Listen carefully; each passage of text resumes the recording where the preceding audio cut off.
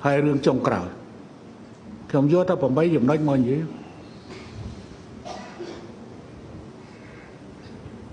ta duyên lạ rốt chênh pi bật tê thay tam cho rõ nà tờ bốn khi ông xong một hơi tô pi ai đòm à tay tạ này vô rằm tay mà lê ghi nà dịp đa dạ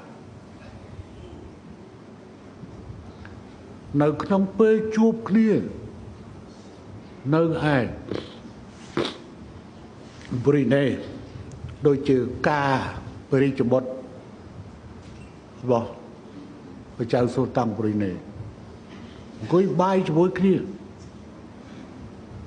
là dịp ban dây thả ta dừng lại tao tam Campuchia đó đấy tao tam Campuchia thế dừng lại hai miền chụp rơi buôn miền phơi buôn dừng lại chỉnh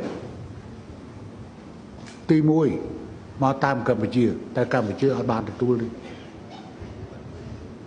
tùy pì tao tam làng tùy bệnh tao tam Myanmar tùy buôn họ chỉnh pì chiêng máy rồi chiêng ray tầm rõ chứ là dịp thải và hai chi vì chiêng máy chẳng trong sông tô nó cứ chưa sống đây phút từ bọc trong đi tại ca phất miền ca pưng pẹ bị thay tin nên ca riêng trong bị cực nông bằng cỏ hai chúng còn đằng đây chúng vô thà rót thà bị ba thay bị ba na nông vô ca vô tay tạ vô ròn đây vô từ nhọt cục ngu thay tin sầm nông po một chúng ao chui kỳ riêng trong bị nông lòng đen mở dư thạch xin tân bay nơi ai Singapore với lòng đen hơi dân lạ bàn chụp cho mỗi trong tạm tù sắp hơi dung bò không còn đất đây hay khi mà đất dân lạ đã sắp hay của bông căn passport của ai nữa nơi tại anh kéo với thế còn tay rung cua rồi xa tay bọn luôn ấy mà lấy rung cua rồi ra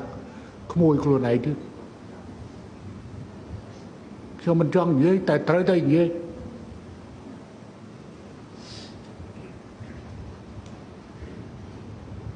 ពេលហ្នឹងរថយន្តដឹកយន្តឡាចេញពីប៉ោលប៉ែត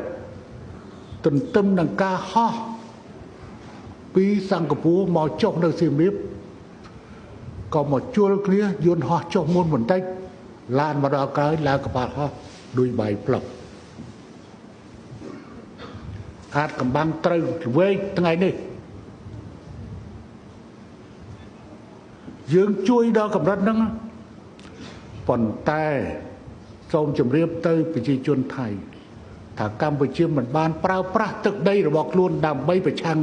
ប្រទេសថៃទេពេលនោះអ្នកណាក៏ដោយដែលមកដល់កម្ពុជាមិនត្រូវប្រើ Facebook អីវាយប្រហារទៅប្រទេសថៃទេយើងតែងតែឲ្យពួកចាក់ចេញពីប្រទេសកម្ពុជាទៅកាន់ប្រទេសផ្សេងបើសិនតែឯងចង់វាយប្រហារទៅកាន់ប្រទេសថៃទៅឲ្យទៅប្រទេសផ្សេងយើងមិនបានប្រើប្រាស់ទឹកដីរបស់យើងប្រឆាំង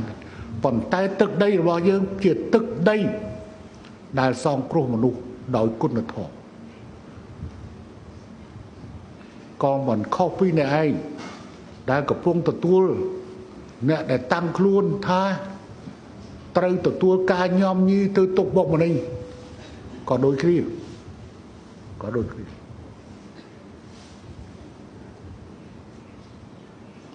ខ្ញុំស្ដាយ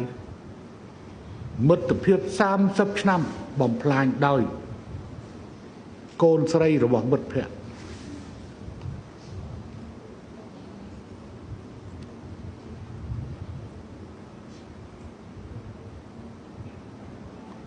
ហើយនេះវាជន់ដានប្រវត្តិសាស្ត្រហើយកាលពីបកូណាបីដាសងគ្រោះទៅដាក់ខម៉ាន់រត់មកជ្រកកោននៅកម្ពុជាដល់ចេញពីកម្ពុជាទៅវិញខម៉ាន់លេងបកូណាចាស់ដៃប្រហើយ